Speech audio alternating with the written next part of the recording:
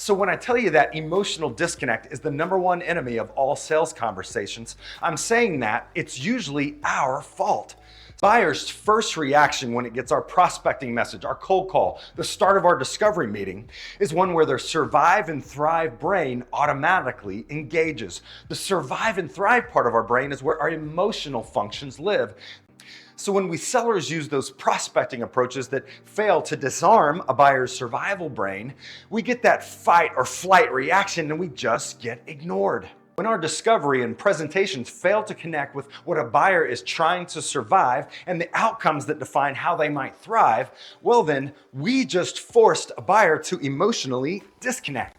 So when I tell you that emotional disconnect is the number one enemy of all sales conversations, I'm saying that it's usually our fault.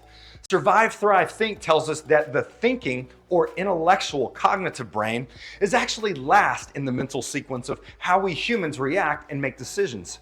So when we sellers lead with immediately trying to intellectually connect to a buyer's thinking brain before we've emotionally connected to their survive and thrive emotional brain, that's when we start getting into problems, conflicts, and objections. Sounds counterintuitive, doesn't it? Well, it's actually just basic science.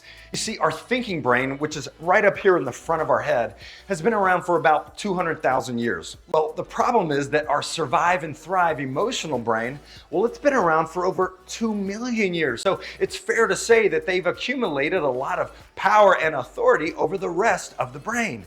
Now that you're aware of this buyer decision path, survive, thrive, think, it's time to ask yourself, are you selling back to front or are you selling front to back?